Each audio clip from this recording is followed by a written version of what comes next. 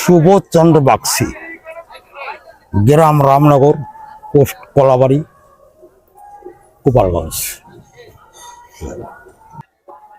ছোট সময় থেকে গান আমি কিন্তু যখন এই কীর্তন হারমোনিয়ামে কাজ করি তখন কিন্তু আমি কেউ থেকে শিখে নেই এই গোবিন্দের কৃপা গুণে।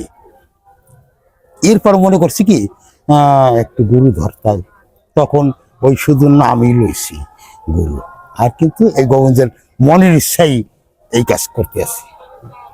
আমাদের দীক্ষা গুরু হলো গোসাই মৃত্যম চন্দ্র ব্রজবাসী,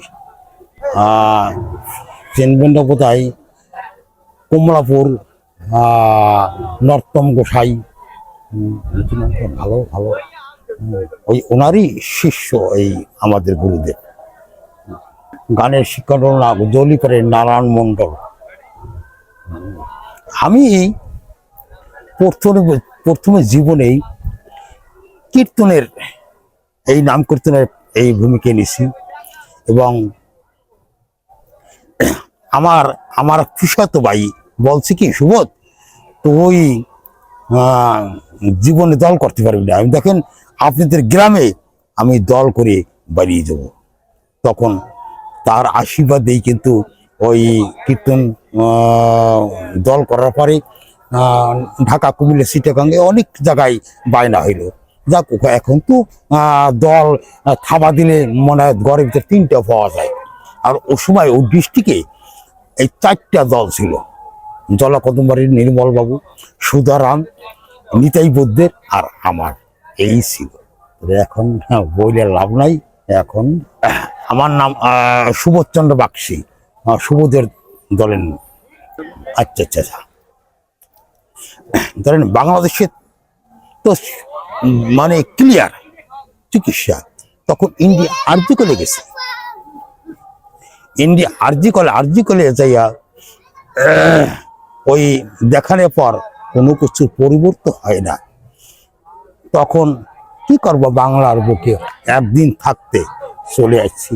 আসার পরে শুনি কি কাটোর বাড়ি, না না না টিকারের উত্তর পাশে রথ খোলা, ওনারা কবিরাজ উনাকে দেখাইতে, উনিও 2 মাস চিকিৎসা করছে, কিন্তু উনি কয় কি, দাদা আপনি ভালো হবেন না, আপনি ওলপুর 80 শিরা করিয়া নাম, আপনি পিন লাগান এবং ভালো হয়ে যাবে।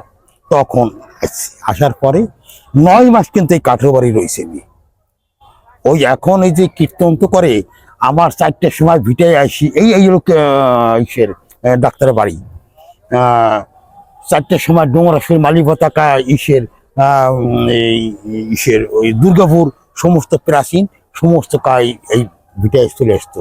দাদা ভিটায় 4টায় ঢুকতে, এই লোক কাহিনী সেইখান থেকেই ওই যে পাও পাইছি না সমস্ত জায়গায়, এই কাটা এইটুক কাটা সমস্ত সব জায়গায়।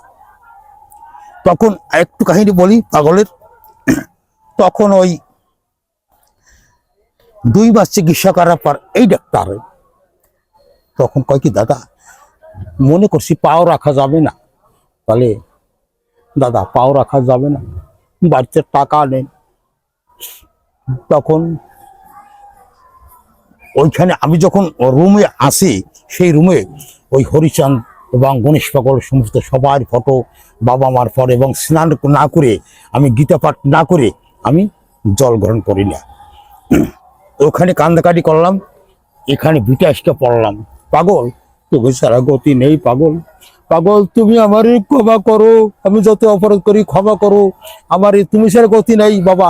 তখন সারা দিন রাত্রির কান্দাকাটি, সকালে গেছি ডিরেকশন করতে, এখন ডাক্তার দেখছে কয় কি, ও দাদা এই কি পাগল, আপনি ওই ডাক্তারের বউ কইছে কি, দাদা আপনি আর ডাইকে আর পাগল ডাক শুনবেন দাদা, আর কানবেন না, আপনি আজ 2টা ভাত খান। খাবো না দিয়ে পাও যদি না থাকে তাহলে জীবনটা কি লাভ আছে। তখন আর কি সকালবেলা ডিরেকশন করতে গেছি, গেলে পর কি, ও দাদা চোখে জল পড়ে ডাক্তারে, ও দাদা আপনি দিদি কইছে দাদা বাড়ি কান্দা কানছে, তাহলে আজ থেকে একটা টাকাও লাগবে না আর কোথায় যাওয়াও লাগবে না। এই সেখান থেকে এই দেখেন এই ভালো। এবং ওই যখন বাড়ি যাই তখন কইছি কি পাগল, তোমার যদি তোমার সাথে দর্শন করার জন্য আমার ইচ্ছা আছে, তুমি যদি আনো তাহলে আমি ভিক্ষা করে আসলেও আমি তোমার দর্শন করবো প্রত্যেক মাসের প্রথম শনিবার। সেইখান থেকে এই যে 5 বছর আর কামাই নেই। এই জন্যই ভক্তগণই যারা করতে গেছে না, এই অবস্থা। তো একটা আশীর্বাদ করবেন, একটু কি আমার দাবি এলো। হরে কৃষ্ণ।